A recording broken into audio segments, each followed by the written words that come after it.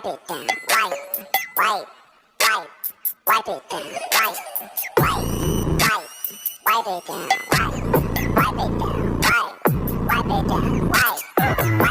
राम राम दोस्तों, आप सबका स्वागत है मेरे एक नए वीडियो में। आज हम आप लोगों को कुछ फ़नी नेशनलिस्ट मीम दिखाने वाले हैं। आप लोग वीडियो को एंड तक देखना और मेरे इंस्टाग्राम और ट्विटर पे फॉलो कर लेना।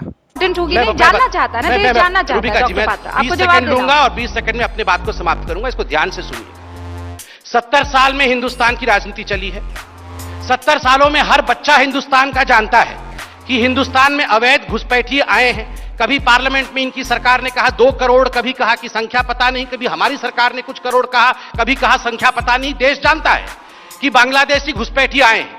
देश यह भी जानता है कि जो हिंदू, सिख, पारसी, ईसाई, जैन पाकिस्तान में, बांग्लादेश में और अफगानिस्तान में है, उनकी प्रताड़ना होती। 70 सालों में इन विषयों पर चर्चा हो रही थी। किसी को करने की हिम्मत नहीं थी कि कौन इस चीज को छुएगा। सबको अमृत पीना है खाली, कि समुद्र मंथन हो, लाओ मैं अमृत पी लूं। ये हलाहल कौन पिएगा? शिव कौन बनेगा? शंकर कौन बनेगा? आज मैं कहता हूं, हिम्मत दिखाई है नरेंद्र मोदी जी ने। आर्टिकल 376 कौन छुएगा? कोई नहीं छुएगा। रोज पूछेंगे बताओ कब हटाओगे, बताओ कब हटाओगे। हटा दिया तो हटा दिया, हटा दिया। और सुनिए, मंदिर, राम मंदिर पे रोज अरे मंदिर वही बनाएंगे, तारीख नहीं बताएंगे। अब बता दिया तो अच्छा, मंदिर बना दिया। और अब बांग्लादेशी भगाओ, अब भगाएंगे। सीना ठोक के बांग्लादेशियों को जो घुसपैठिए बनाए थे भगाएंगे। ये 303 सीट मच्छर मारने के नहीं मिला है। ये 303 सीट देश सुधारने के लिए मिला है। और जो 70 सालों से ये लोग दबा के नीचे बैठे हुए थे, अंगठी के नीचे, उसे ठीक करेंगे। बेटा मेरे जैसे बहुत कम, जो भी सुने बोले ऑसम। देखिए, हम हिंदू मुसलमान कर रहे हैं। ये जो बोल रहे थे जनाब ओवैसी साहब, ये जाके सबसे पहले क्या बोले थे यूपी में? आपने जनाब गिरिराज सिंह को सुना कि नहीं? हम बता रहे हैं उन्होंने क्या बोला था।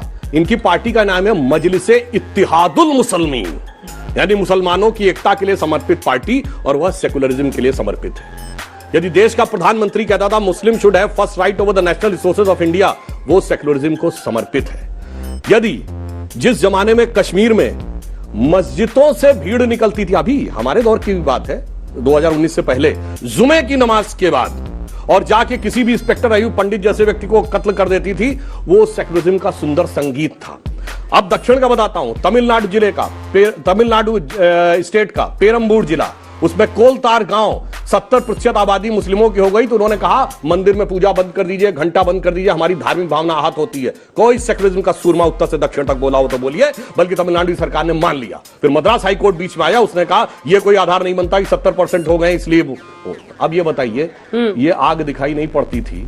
और जब आग इस सीमा तक हो, जो बात मैं बोल रहा हूं, पहले भी बोल चुका हूं, 2014 से पहले भारत आंशिक रूप से मुस्लिम राष्ट्र था।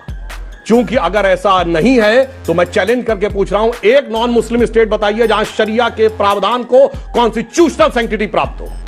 जो शाबानो केस में अगर शरिया के खिलाफ गया सुप्रीम कोर्ट, तो संविधान में संशोधन करके पलट दिया गया।